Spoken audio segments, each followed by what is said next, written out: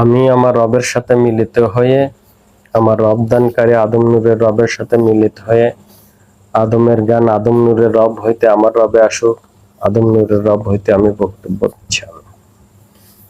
বিসমিল্লাহির রহমানির রহিম। সকল প্রশংসা সেই মহান আল্লাহ পাকের, যিনি আমাদের সেই আদি পিতাকে সৃজন করে তার নিজ ভাণ্ড থেকে ফুৎকারে আত্মা দিয়ে জীবিত করেছিলেন, আর জীবিত হয়ে সঙ্গে সঙ্গে বলে উঠেছিলেন আলহামদুলিল্লাহ। আমরাও আজ অনাদিকাল পরে সেই পিতার আকৃতির সুরত পেয়ে, পিতার সেই নফস পেয়ে আমরাও নিজ নিজ কলব দিকে খেয়াল করে বলে ওঠে আলহামদুলিল্লাহ। অতঃপর যে নবীন নবতে আমরা হাজির হয়েছি, তিনি হলেন বিশ্ব নবী এবং এই ইসলাম ধর্মের প্রচারকারী এবং প্রতিষ্ঠাকারী। সেই নবীর সামনে একবার খাস দরুদ শরীফ পাঠ করি। আল্লাহুম্মা সাল্লি আলা সাইয়্যিদিনা মাওলানা মুহাম্মাদিন ওয়া সাল্লাল্লাহু আলাইহি ওয়াসাল্লাম। উপস্থিত আমার হেদায়েতি ভাই ও বোনেরা, তাদের মাধ্যমে সারা বিশ্বের মানব জাতিকে জানাই সালাম, আসসালামু আলাইকুম। আমি আদম নূরের বাণী সকল মানব জাতির কাছে পৌঁছা দিচ্ছি। আমি নফসের জাতে আদম, রব্বের জাতে আদম। আজ সোমবার, প্রত্যেক সোমবার এই আদম নূরের উদ্যোগে এই সাপ্তাহিক অনুষ্ঠান হয়। আজও সেই সাপ্তাহিক অনুষ্ঠানে আমরা কিছু হেদায়েতি ভাই ও বোনরা মিলে আমরা সেই মুর্শিদ পাক চলে যাওয়ার পর থেকে এমনি ভাবে সেই দিনটাকে স্মরণ করে কিছু মুর্শিদ পাকের তরফ থেকে আলোচনা করছি। এই আলোচনার ভিতর দিয়ে আমি আপনাদের কাছে বক্তব্য রাখবো আজ শিষ্যর এবং গুরুর পরিচয় বা দাবি কি একই হয়, এই নিয়ে আপনাদের সামনে আলোচনা করছি। গুরু এবং শিষ্য, এই গুরু এবং শিষ্য হয় এই ধর্মের দিক দিয়ে এই দুটার নাম আসে। যিনি শিক্ষক তাকে ধর্মের ভাষায় গুরু বলে, যিনি ছাত্র সেই ধর্মের, যিনি গুরুর কাছ থেকে সেই ধর্ম পালন করে তাকে শিষ্য বলা হয়। তো গুরু হলো ধর্মদাতা আর শিষ্য হলো ধর্ম পালন কর্তা। তো যিনি সেই ধর্মের পরিচালক বা যিনি সেই ধর্মের আনয়নকারী বা সেই ধর্মকে প্রতিষ্ঠাকারী, তিনি হয় সেই ধর্মের মালিক। বা যিনি সেই ধর্মে এনে এই মানুষের সামনে খাড়া করে দাঁড় করান, তিনি সেই ধর্মের পরিচালক বা সেই ধর্মর মূল মালিক। আর যারা সেই মানুষটার কাছ থেকে তার সেই শিক্ষা, তার সেই হুকুম, তার সেই দিশা মেনে চলে, তার সেই ধর্ম মেনে চলে, তারা যাতে সেই ধর্ম পালন করার ভিতর দিয়ে, তার সেই ধর্ম করার ভিতর দিয়ে, তার সেই ইবাদত দেওয়ার ভিতর দিয়ে তারা যদি সেই শিষ্য কর্মটা সঠিক করে, তাহলে ঠিক তার সেই জাতে যেতে পারবে। তে আমরা যদি এমনি ভাবে দেখি, তাহলে অতীতে অনেক নবী রসুল এভাবে ধর্ম নিয়ে আসছে, আর অনেক সেই সময়কার মানুষ অনেক ধর্ম পালনও করেছে।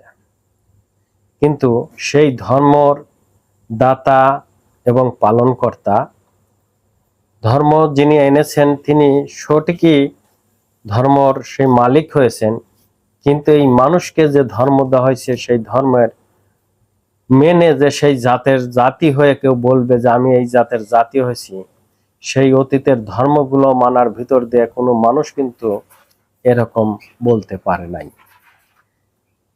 আর কেন বলতে পারে নাই?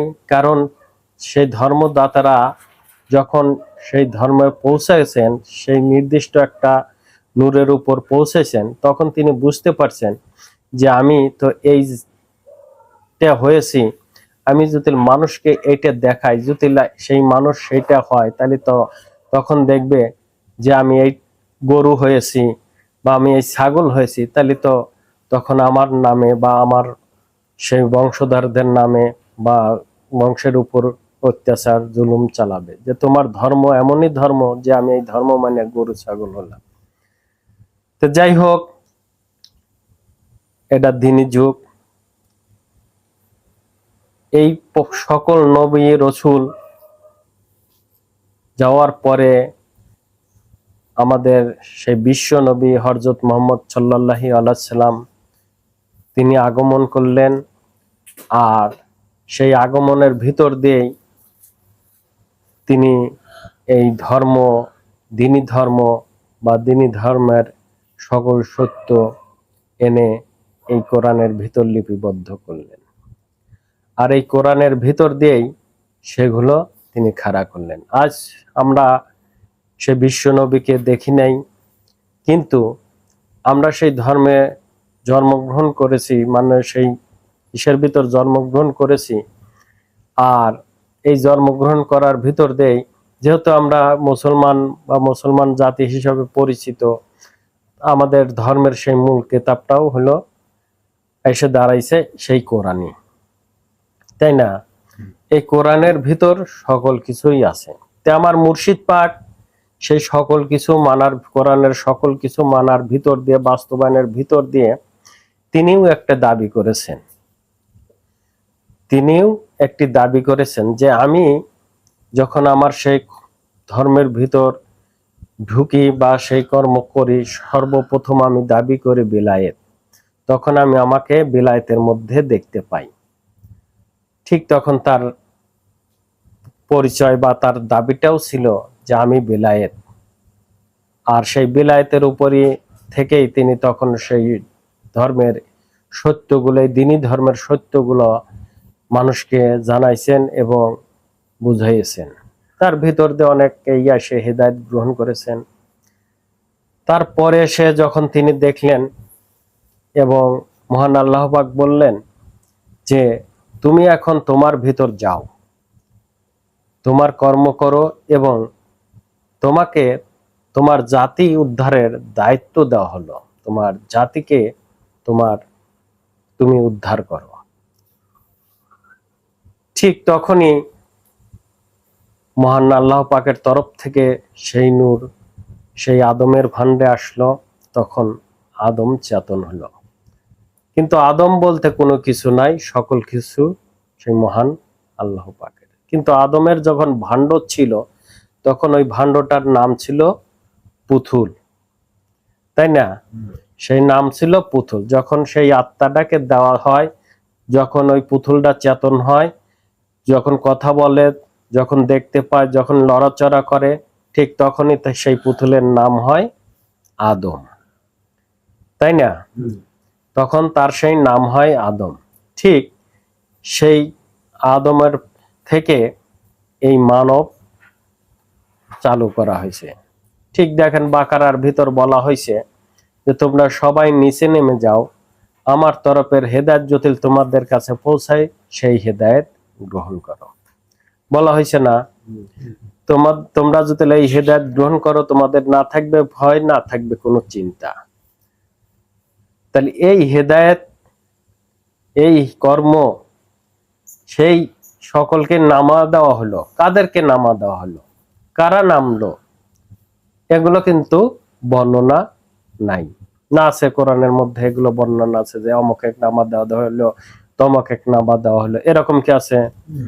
এরকম কিন্তু নাই। কিন্তু বলা হয়েছে তোমরা সবাই নিচে নেমে যাও। তাহলে এখানে আমার মুর্শিদ পাক বলেছেন যে আদম এবং মোকাররমা আর যত নুরিতনরা ছিল তাদেরকে নামিয়ে দেওয়া হলো। ঠিক আছে, তাদের এই থেকে এই সৃষ্টি, যাক যে জাতের নবী বা যাক থেকে যে নূরের থেকে যে জাতি বাইর করা হয়েছে, সেই জাতের একটি করে নারী এবং একটি করে পুরুষ বের করে এনে এই পৃথিবীতে নামিয়ে দেওয়া হলে তার থেকে এই জাতি চলতেছে, আজ পর্যন্ত চলবে। যতদিন এই পৃথিবী থাকবে ততদিন এই জাতি থাকবেই। ঠিক আদম এবং হাওয়া, এখানে পৃথিবীতে এসে সেই মুকাররমার নাম হয়েছে হাওয়া, আর আদমের নাম আদমই আছে। এখান থেকে এই আদম হাওয়া থেকে এই মানবের নাম বা সেই মানব জাতি বের করা হয়েছে।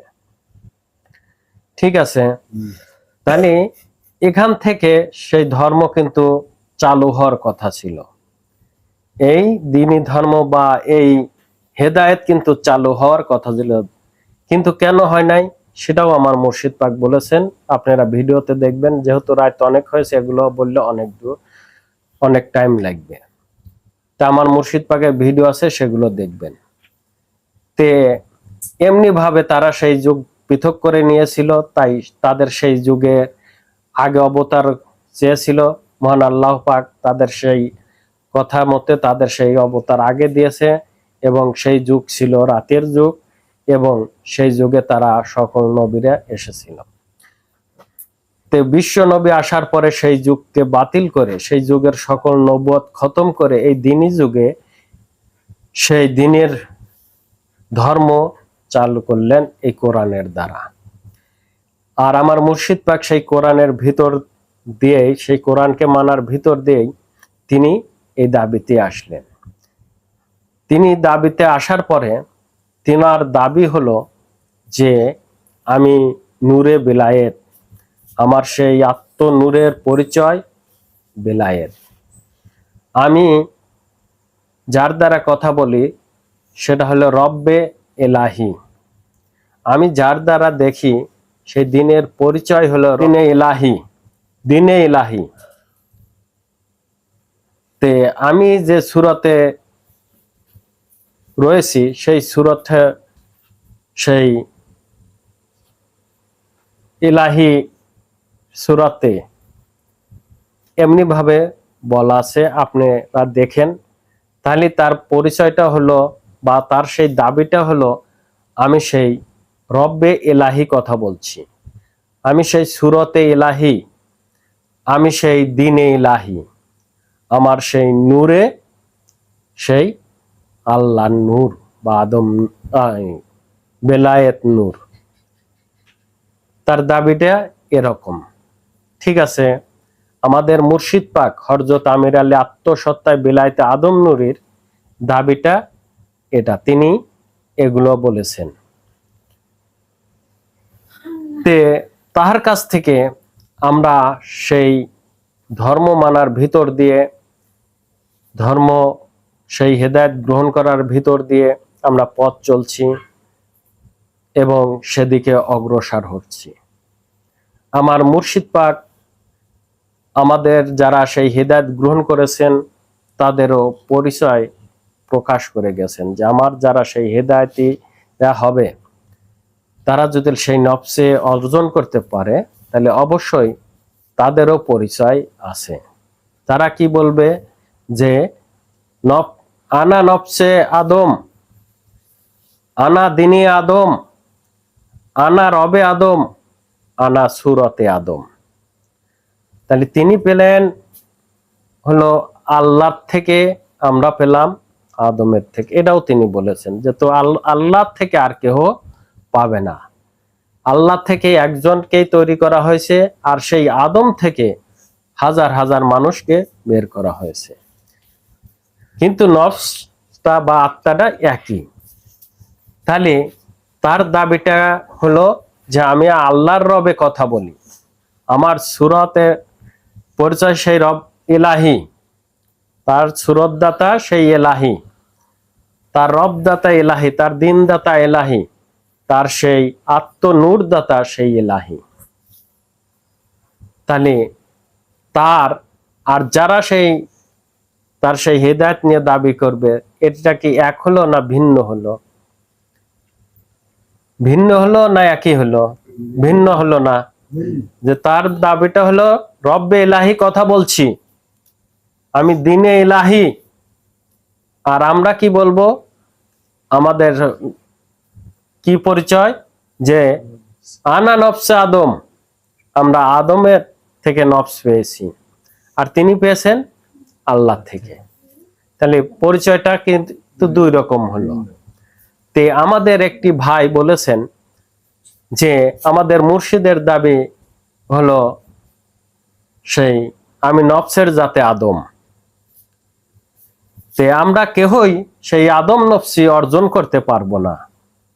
আমরা যদি সেই পালন করি, সেই ধর্মকে পালন করি, তাহলে আমাদের পরিচয় হবে আমিরের নফস, আমিরের দিন, আমিরের সুরত, আমিরের সেই দিন। তিনি আরো বলেছেন যে যারা এর বাইরে যাবে সে যান প্রমাণ করে আমাকে দেখায় আমি ভুল বললাম কি মিথ্যা বললাম। তিনি আরেকটু জোর গলায় বলেছেন। তে আমি মুর্শিদ পাকের এই ভিডিওটা দিয়ে এবং তার ভিডিওটা দিয়ে একসঙ্গে লাগিয়ে দিয়ে দেখিয়ে দিয়েছি এবং প্রমাণ করে দিয়েছি যে তুমি মিথ্যা বলেছ, তুমি ধোঁকা দিচ্ছ মানুষকে। যে মুর্শিদ, গুরু এবং শিষ্যের দাবি কখনো এক হয় না। মুর্শিদ আমাদের দাবি করেছেন কি, আর তুমি বলো কি, আর আমাদের দাবি কি হবে তা মুর্শিদই বলে গেছেন, আর তুমি বলো কি। তাহলে সেটার প্রমাণ কিন্তু আমি দিয়ে গেছি। আমি নিজে না বলে আমি মুর্শিদের সত্য খাড়া করে তোমার যে মিথ্যা, তোমাকে মিথ্যা দেখিয়ে দিয়েছি, তাই না? আমি সেই মিথ্যা, তুমি যে মিথ্যা বলেছো, তুমি যে মিথ্যা দাবিদার, তুমি বলেছো আমি সেই আমিরের নফস কামাইকারী, তুমি যে সেই মিথ্যা দাবিদার, মিথ্যা নিয়ে আসছো এই ধর্মের ভিতর, কুফরি নিয়ে আসছো, তার সকল সত্য আমি মুর্শিদের ভিডিও দিয়ে প্রমাণ করে দিয়েছি। তুমি আরেকটা কথা বলেছো যে আমাদের একটি কাকা বলেছেন যে আদম নূর বলেছে 4টা ফরজ, আর আমি আজমত বললাম 5টা ফরজ। আদম নূর বলেছেন 4টা ফরজ, আর আমি আজমত বললাম 5টা ফরজ। তাহলে কি হলো? মুর্শিদ বললো 4টা ফরজ, আর উনি আজমত, তাহলে মুর্শিদের থেকে উনি বড় না? কি হলো? আজমত সাহেব তুমি মুর্শিদের থেকেও বড়। মুর্শিদ পাক বলে গেলেন, যিনি সেই ধর্মদাতা বলে গেলেন 4টা ফরজের কথা, আর তুমি বললে 5টা ফরজ, এবং তুমি জোর গলায় বললে আমি আজমত বললাম। তাহলে তুমি মুর্শিদের সাথে কি করলা? তুমি সেই ধর্মদাতা, সেই আদম নূরের সাথে, সেই আদম নূরের ধর্মের সাথে এই যে 5 নাম্বারের যে ফরজ সত্যটা আনলা, তার সাথে যে আইনা কুফরি যোগ করলা, তুমি তো সেই কুফরি যোগকারী, আনানকারী, ধর্মের সেই কুফরি আনানকারী সেই কাফের না? কি হয়? কোনটা হয় তোমরা বলো, তোমাদের জ্ঞান আছে? যে যিনি ধর্মদাতা, ধর্মের আনানকারী, যিনি আমাদের মুর্শিদ, তিনি বললেন 4টা, আর আমি কে, কোথা থেকে এসে বললাম 5টা। আমি কে এই ধর্মের? আমি কি বুঝি? যিনি ধর্ম এনেছেন, এই ধর্মের সকল কিছু তো তিনি জানেন, ভালো মন্দ সকল কিছু জানেন না? জানেন না? আমি তুমি কে বের ভালো মন্দ জানার? আমি তুমি কে? এই ধর্মের কে তুমি? তুমি কি এই ধর্মের মালিক? তুমি কি এই ধর্ম আনয়নকারী? না তুমি কে? তুমি তো হলো তার সেই ধর্মে পালনকারী। তুমি কে? এবং এই 5টা ফরজকে সত্য করার জন্য আমার আরেকটি হেদায়েতি ভাই, তিনি আরেকটা মিথ্যা নিয়ে এই মিথ্যাকে সত্য প্রমাণ করতে চেয়েছেন। তিনি একটি দর্শনের কথা বলেছেন যে মুর্শিদ পাক আমাকে দর্শন দেখালেন যে আমি কথা বলতেছি, তখন মুর্শিদ পাক আমার কাছে আসলেন। আমার ডাইনে বামে ছিল কুদ্দুস এবং ডাইনে ছিল আরো 2টা লোক, তা সেই 2টা লোকের নাম বলেন নাই। তো হুজুর মুর্শিদ পাক কে কে? তিনি মুর্শিদ পিতা বলেন। তে মুর্শিদ পাক এসে বললেন যে কাদের তুমি থামো, বলো তো ফরজ কয়টা? তে আমি জানতাম না যে 5টা। আমি না জানার ভিতর দেই বললাম 5টা। তে তুমি জানলে না কেবা করে কইলা? আমাকে কে বলাইলো? তোমাকে কে বলাইলো? তুমি বোঝো না যে তোমার ভিতর যে মুর্শিদ পাক 4টা দিল আর তুমি বললা 5টা, তাহলে তোমাকে কে বলাইতে পারে? তুমি হিসাব করে দেখো। তে তিনি বললেন যে কি কি? তে তিনি উত্তর দিলেন যে শ্রবণ, দিন, আত্মা, রব, সুরত, এই হলো 5টা। তে তে তখন মুর্শিদ পাক কুদ্দুস এক বলল যে কুদ্দুস, কাদের যা বলল এটা কি ঠিক? তখন কুদ্দুস ভাই উঠে বলল যে এটা আপনি আর তার ব্যাপার। তখন বলল যে কাদের ঠিক বলেছ। আচ্ছা, মুর্শিদ পাক যখন জীবিত ভালো ছিলেন, যখন আমরা এরকম ভাবে আলোচনা করতাম, আপনারা খেয়াল করে দেখেন যে মুর্শিদ পাক এই মোর পাশে ডাইনমোর শুয়ে থাকতেন। জুতিল কেহ ভুল বক্তব্য দিতেন, তখন এসে ধমক দিতেন না যে চুপ করো, না কি করতেন? তাহলে তাহাকে যে ধমক দিছে, তিনি আলোচনা করতেছিলেন আর তাহাকে এসে ধমক দেয়া বললো যে কাদের তুমি থামো। তাহলে কি করলো? যে তিনি হয়তো ভুল বক্তব্য দেওয়ালে ছিল এই 5টা ফরজ কয়া, হয়তো এই 5টা ফরজ নিয়ে কথা হয়েছিল, আর তখনই মুর্শিদ পাক এসে ধমক দিয়ে তাকে থামা দিছে। না কি হয়? তার সেই স্বপ্ন দর্শনের এটাই হয়। তিনি যে মিথ্যা বলেছেন, সেই আজমতকে সত্য বানানোর জন্য এটা স্পষ্ট ভাবে দেখা যায়। তো এই যে 5টা বলার ভিতর দিয়ে তিনি বললেন 5টা, ঠিক আমি এই 2-3 দিনের মধ্যে, 3-4 দিনের মধ্যে আমি একটু চিন্তা ভাবনা করলাম, এবং সেই চিন্তা ভাবনার ভিতর দিয়ে, ধ্যানের ভিতর দিয়ে যে মুর্শিদ পাক কি বলল আর এ এসে কি বলে, মুর্শিদ পাক 4টা বলল আর এসে 5টা বলে।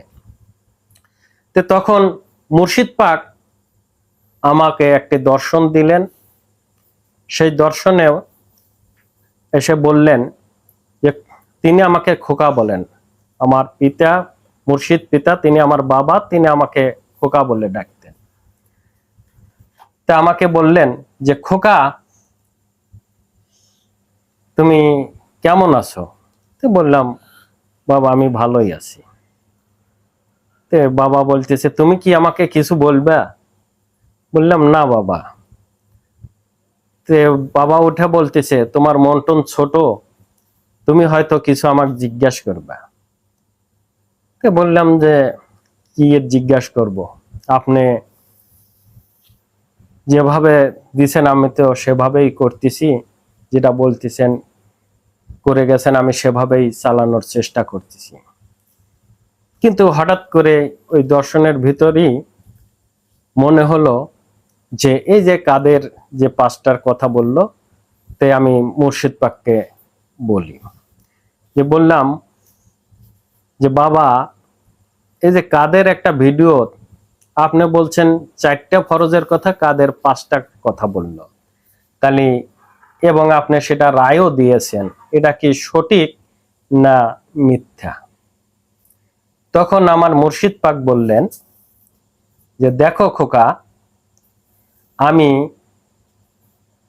প্রায় 700-র মতো ভিডিও দিয়েছি, এবং আমাদের হেদায়েতি 10-15 হাজার হবে নাকি 10-15 হাজার হবে এরকম। তো তিনি বললেন যে আমি এই 600 থেকে 700 ভিডিও দিয়েছি, আর এই যে যত হেদায়েতি দিয়েছি সকলকে তো একই দিয়েছি, আর আমার সকল ভিডিওতে তো এই 4টের কথাই বলা হয়েছে। তোমরা ভালো করে দেখো, ভালো করে শোনো। তে আমি যদি 5টা বলি, আমি যদি সেটা রায় দেই, তাহলে যে আমার সকল হেদায়েতি সন্তানরা বাতিল হয়ে যায়, আমার এই 600-700 ভিডিও যে বাতিল হয়ে যায়, এটা কি তোমার জ্ঞানে আছে খোকা? এটা কি তুমি কখনো চিন্তা ভাবনা করে দেখেছো যে আমি এই 700 ভিডিও দিলাম, 600 ভিডিও দিলাম, এবং আমার যত হেদায়েতি আছে তাদেরকে এই 4টা ফরজই দেখাইলাম, তে এগুলো যে সকলের কাছে আমার সেইগুলো বাতিল হয়ে যায়, এটা কি তুমি খেয়াল করছো? তখন আমি বুঝলাম যে না। তখন আমি বললাম যে বাবা, আপনার কথাই ঠিক হবে। সে আসলে মিথ্যা স্বপ্ন বা স্বপ্ন দেখে এগুলো নিজেকে বড় করার জন্য এগুলো করতেছে। আচ্ছা, স্বপ্ন বা দর্শন যারা বুঝ তৈরি করতে পারে তাদের কাছে সেটা সঠিক, যারা বুঝ তৈরি করতে না পারে তাদের কাছে মিথ্যা।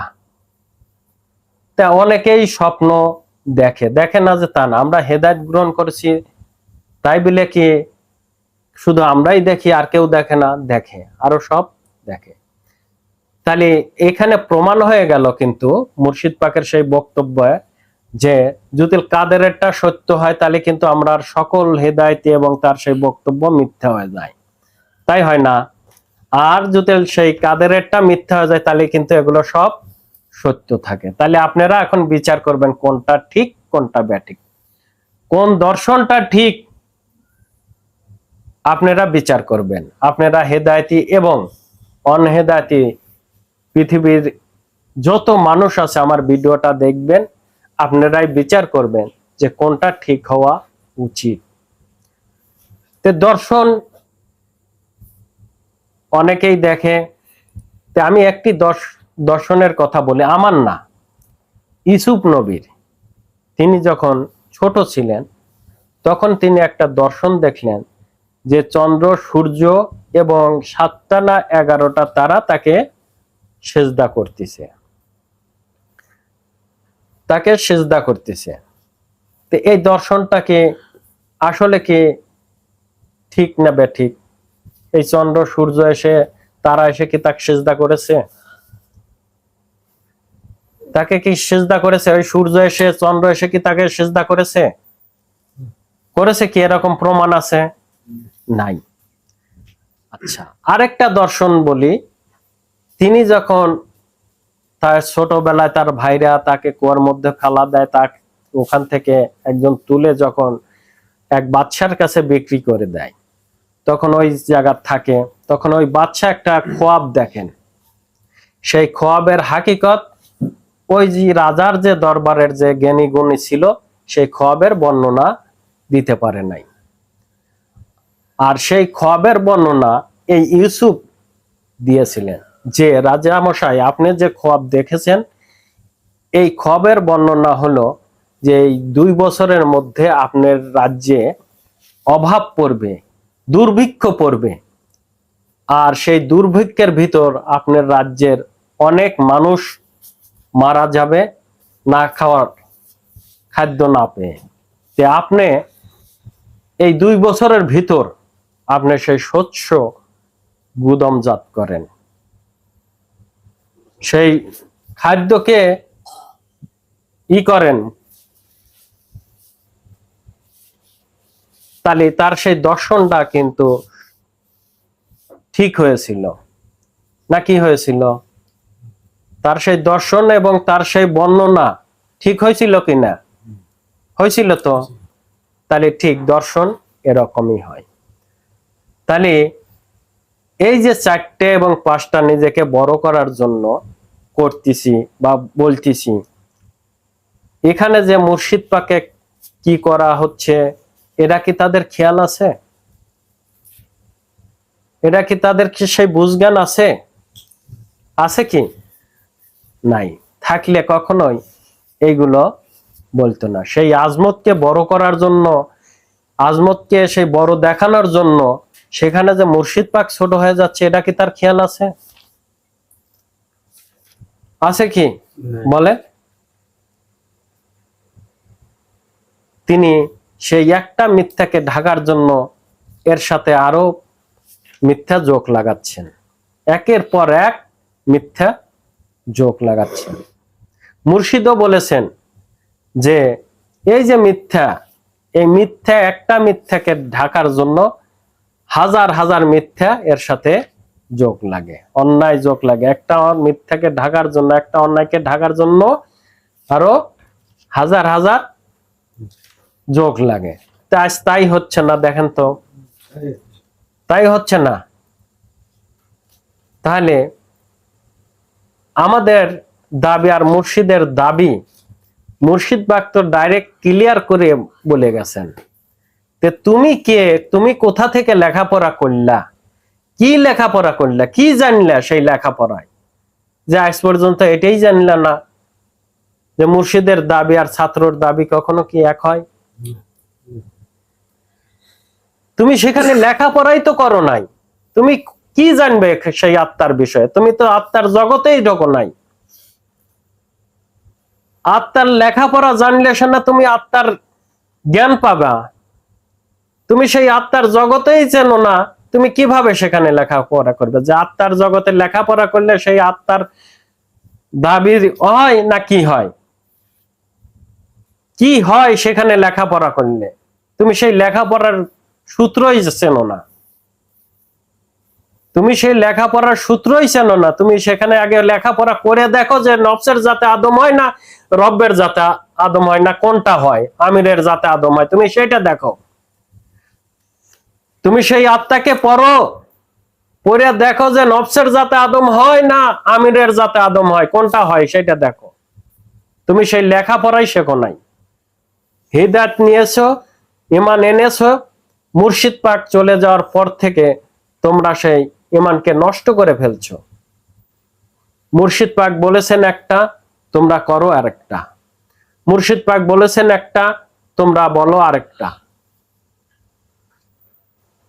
সর্বক্ষণে তোমরা সেই কোরআন এবং হাদিসের যে সংঘর্ষ, তোমরা সেই আদম নূরের সাথে তোমাদের সেই বক্তব্য আর আদম নূরের বক্তব্যকে সংঘর্ষ করে ফেলছো। এটা কি তোমাদের জ্ঞানে বুঝে আসে কখনো? আমি হিংসা না নিন্দা না করে বলছি না, আমি তোমাদের সতর্ক করে বলছি। আর আমি যদি সেখানে লেখাপড়া না করি, আমি যদি সেই লেখাপড়ায় উত্তীর্ণ না হই, তাহলে মুর্শিদ পাক সেই দায়িত্ব আমাকে কিভাবে দিলেন? কিভাবে হয় সেই দায়িত্ব বলেন তো? আমি যদি সেই লেখাপড়া না করে সেই জায়গায় না যাই, সেই নফসের জাতে আদম না হই, তাহলে সেই আদম জাতের হেদায়েত কিভাবে আমি দিতে পারি? কিভাবে সেই কর্ম করতে পারি? আপনারা কি সেটা বোঝেন? জ্ঞানে আছে আপনার, সেই লেখাপড়া আছে? পৃথিবীগত ভাবে বুঝাই আপনি। পৃথিবীতে আমরা লেখাপড়া করি, কেউ আইএ পাস করে, কেউ বিএ পাস করি, কেউ এমএসসি করি না, আবার কেউ 1 পাস করে, 2 পাস করে, 3 পাস করি। ধরেন একটা চাকরিতে যায় বিএ পাসের সার্টিফিকেট নিয়ে চাকরির সেই ইন্টারভিউ দিতে হবে, অ্যাপ্লিকেশন করতে হবে। যে বিএ পাসের নিচে কেউ অ্যাপ্লিকেশন করতে পারবেন না। যার বিএ পাস আসে সেই তো অ্যাপ্লিকেশন করতে পারে ওই জায়গা। সেই চাকরির দরখাস্ত তো সেই করতে পারে না, অন্যজন করতে পারে? বলেন আপনারা পৃথিবীগত ভাবে দেখেন, আপনারা পৃথিবীগত ভাবে দেখেন। তাহলে যার বিএ পাস আসে সেই ওই চাকরিতে অ্যাপ্লিকেশন করতে পারে, দরখাস্ত করতে পারে যে আমি বিএ পাস করেছি, আমি এই দরখাস্ত দিলাম, আমি এই চাকরিটা আমার দরকার, আমি করতে পারি। আপনি যদি দেন, আগে সেই পাস হতে হবে, না পাস করেই আগেই কি চাকরি পাওয়া যাবে? ওই জায়গায় দরখাস্ত করলে আমার দরখাস্ত টিকবে? তাহলে সেই জায়গাকে লেখাপড়া করেন, সেই জায়গা যান, সে পাঁচটা করেন, তাহলে সে না বুঝতে পারবেন, তাহলে সে না ওই জায়গায় যায় দরখাস্ত যা করতে পারবেন যে আমিও এখন হেদায়েত দিতে পারি, আমি সেই বিয়ে পাশ করছি, আমি এখন সেই হেদায়েত দিতে পারি। নাকি তুমি কোন হেদায়েত দিবা? আমিরের নফসের নফস এনে দিবা, না আদম নূরের নফস এনে দিবা? কোনটা দিবা বলো? হেদায়েতের ভিতর দিয়ে তুমি কোনটা এনে দিবা? তুমি তো কায়েম করছো আমিরের নফস, তুমি তো আদম নূরের নফস এনে দিতে পারো না, না পারে? আর আমিরের নামের কোন নফস আছে? আল্লাহর জগতে কোন নফস আছে, আত্মা আছে? আছে কি?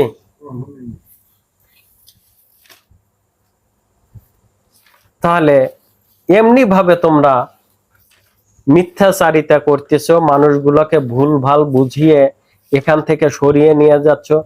এর কি কৈফিয়ত মুর্শিদের কাছে তোমাদের দিতে হবে না? দিতে হবে না? মুর্শিদ পাককে তোমাকে ছেড়ে দিবে?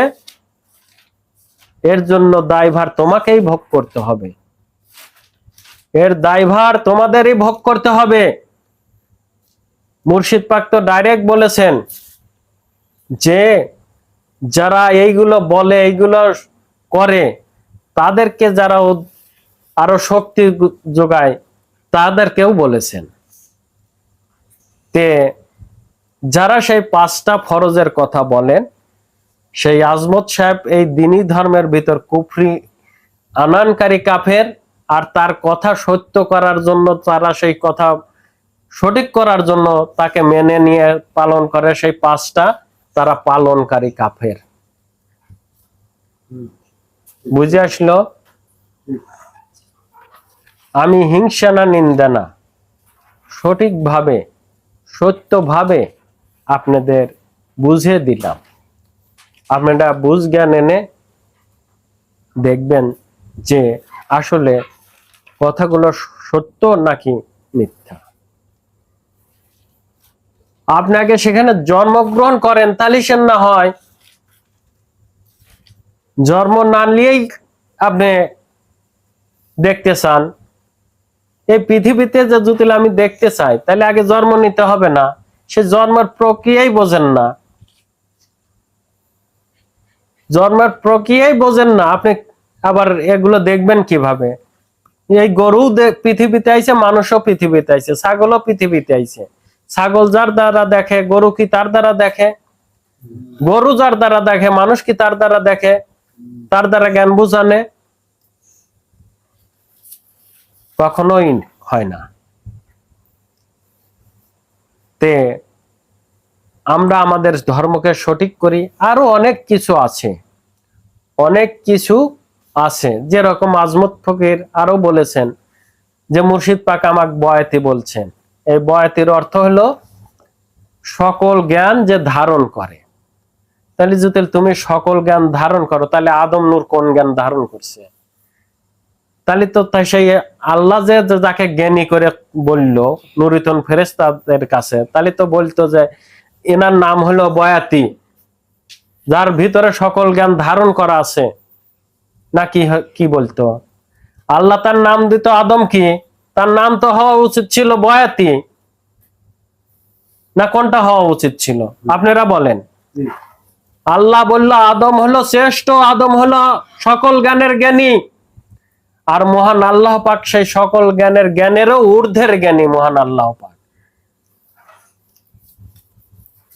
তোমরা আদমকে মেনে নাও, তাহলে তো বলতো যে বয়াতি হলো সেই যাকে আমি আমার নূর দিয়ে জ্ঞানী করলাম, তার নাম তো আদম না, বয়াতি হওয়া উচিত ছিল। বয়াতি মানে যারা গান বাজনা করে, সারি গান, ফরকেন্তি গান, এগুলো যারা করে বেড়ায় তাদেরকে বয়াতি বলা হয়। আপনি ভালো করে দেখেন। আর এই ফরকেন্তি গানের ইগুলো নিয়ে এই আদম নূরের ধর্মে এনে দিবেন না, এই আদম নূরের ধর্ম এনে দিবেন, যোগ লাগাবেন না, কখনোই এগুলো করবেন না, আপনাকে মানা করে দেওয়া হলো। আমার মুর্শিদ পাক এই বয়াতির একটা গল্প করতেন যে দুইজন বয়াতি মানে দুইজন এই পাল্লা পাল্লে গানের বক্তা গান বাজনা করে প্রশ্ন করে না, তে এক ফকির আরেক ফকির এক প্রশ্ন করতেছে যে কোন তো এই খারে দরজালের বাপের নাম কি? তখন ওই ফকির দেখতেছে কে রে, খারে দরজালের বাপের নাম তো আর পাই না, খারে দরজালের বাপের নাম কি হবে না পায়াটায়া। তখন মনে মনে ভাবতেছে আমি একটা জবাব দেবো, এখন যা হয় তা আল্লাহ জানে। তখন তার গান ইটি করে শেষ করছে, তখন ওই বয়াতে গান বাজনা উনি বাপ মতে পাইতারা সাইতারা করিয়া এখন খুব ভাবলিছে যে আমি হব জানি, এটা জানি, ওটা জানি, যাইনি। লাস্টে বলতে চাই খারে দরজালের বাপের নাম হলো ছোটা দরজাল। এই খারে দরজালের বাপের নাম হলো ছোটা দরজাল। তে এদের প্রশ্ন উত্তর এরকমই বুঝে আসলো। এটা অনেকেই শুনে থাকছেন, আমার কাকা আছে, জিজ্ঞেস করেন এটা সত্য বললাম না মিথ্যা বললাম বা মুর্শিদ পাক বলছেন কিনা। তে আমরা এতে থেকে সতর্ক থাকি, আমাদের এর করার জন্য দেয় নাই। আমাদের কি দিয়েছেন? আমাদের হেদায়েতের ভিতর দিয়ে আমাদের ধর্ম দিয়েছেন, স্ব ধর্ম দাখিল করে দিয়েছেন, আমরা যাতে সেই ধর্ম মানার ভিতর দিয়ে আমাদেরকে ধারণ করতে পারি, তাই না? আমরা যাতে আমাদের সেই ধর্ম পালন করার ভিতর দিয়ে আমরা সেই আদম যাতে সামিল হতে পারি, আমরা যাতে সেই আদম নফসেবান হতে পারি, আমরাও যাতে আমাদের মুর্শিদ পাকের সেই যে দাবি দিয়েছেন আমরাও যাতে বলতে পারি আনা নফসে জাতে আদম, আনা নফসে রব্বে আদম, আনা নফসে সুরতে আদম।